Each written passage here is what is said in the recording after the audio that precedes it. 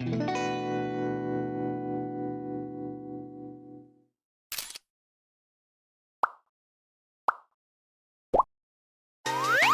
ちは、春日部つむぎです。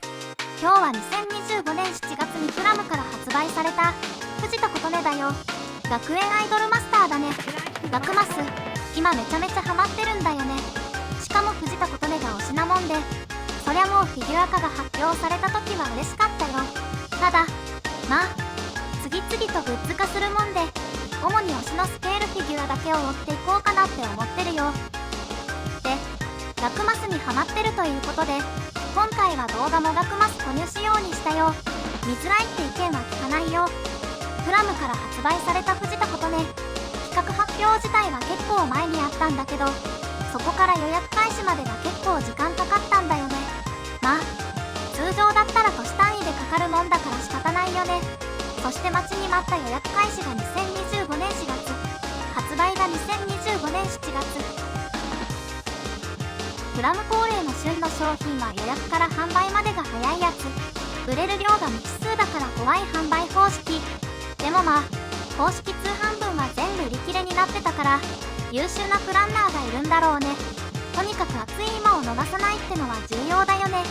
予約当初は暑くても1年とか待ってると別のコンテンツに売ってるかもしれないからね。ただ早くてもフィギュアの出来が悪ければ話にならない。でもそこはちゃんとしてるプラム、ちゃんと仕上げてきているね。潜在写真や展示から悪くなることもなく、いい具合だよ。いやほんと、推しのフィギュアが自信増でしたなんて言われたら耐えられないからね。実績のあるメーカーでほんと良かったよ。全体的な出来も完全に再現されていて、言うことなしだね。特にややこしそうな紙と三つ編みもささやかに作り込みされ塗り分けされているのがすごいね。特徴的なパーカーのふんわり感もよく作られているね。驚いたのが、袖の中に下のシャツが作り込まれていたのは、おってなったよ。袖の綿って結構省略しがちなんだけど、ここまでやってるのは中の中手が飛んでる。それじゃあそれぞれ見ていこうか。顔は完全に琴音だね。ここは本当に言うことなし。好き。欲を言うと若干髪の先端にシャープさがないので、アップで撮影したりすと少し目立ってしまうかな。というのも後ろ髪がかなりささやかに作られ、塗り分けもすごく丁寧にされているから、前髪が目立ってしまっているといった感想かな。もしかすると表情差し替えパーツがあるから使用上難しかったのかもしれないね。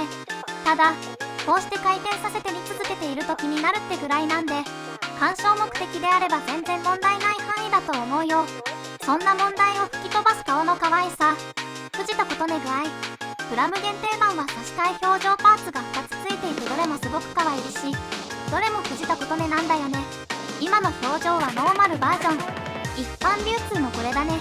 ノーマルバージョンもすごく可愛いんだけど、他のもすごく可愛くてどれで飾るか悩むんだよね。そしてこれがウィンクバージョン。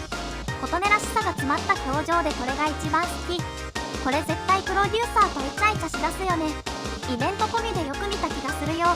ちなみに差し替えパーツは説明書が入っていなかったんだけど、フィギュアオタク長くやってるんで特に困らなかったけど、知らない人だとよくわかんないと思うんだよね。まず前髪を外してね。両サイドからつまめば結構簡単に取れるよ。前髪を外せたら差し替えパーツを引き抜く。結構かっちりはまっているから、顎を手前に引くようにしてすると外しやすかったよ。顎クイの要領だね。あとは前髪をつけておしまい。頭部が外れるものもあるけど、これは一体型だから間違っても頭部を引き抜かないように注意だね。そして次はテレ顔。こっちも可愛くて捨てがたい。絶対プロデューサーに不意打ち食らった時だよね。プロデューサーに何を言われたんだろうね。もうほんと早くプロデューサーと結婚した方がいいよ。まあでもクリスマスイベントでちょっと難しそうな雰囲気やったし、しばらく先だろうね。何はともあれ琴音にはハッピーエンドを迎えてほしいって心から思えるキャラだよ。でも壮絶なバッドエンドも見てみたい思いも若干。この辺りは今後ゲームでどうなるか注目だね。ストーリーもゲーム性も面白いから学園アイドルマスターおすすめだよ。さて今度は服など。正直パーカーの塗りり分けは若干はみ出たりしてるところがあって、よーく見るとってなるところがあるね。これはもしかすると個体差かもしれないけど、別にそこまで気にならないから交換要望とかは特に出してないよ。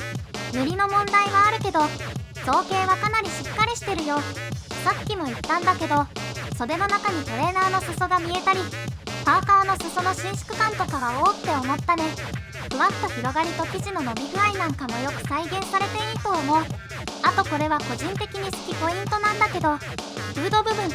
これは二次元的表現で好き嫌いが分かれると思うけど、フードはふわっと広がっててほしい。実際はペチャっとなっちゃうけど、これくらい存在感ある方が可愛くて好き。これはまあ好みだから。インナーの謎スプリング、これもちゃんと再現されてるね。未だに何なのかわからないけど、家庭事情的に安かったからとかなんだろうね。ちなみにキャラグッズとしてスプリングトレーナー販売されてるけど1万5000円でした。あえて何も言わないけどね。琴音を感じたい人は買ってもいいと思うよ。今度は靴とかをって言いたいんだけど、再現インドが邪魔だね。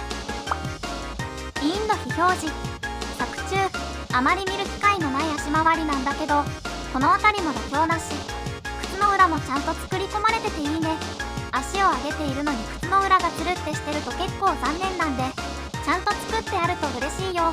あまり注目されないポイントではあるけど、分かってるなって。それにこういったところの再現って創作してる人には結構嬉しかったりするんじゃないかな。資料としても貴重かもね。ちなみに足回りの作りは普通だね。角にゴリゴリやむっちりといった感じはなく、ごくごく普通。作品的にこれでいいんだよ。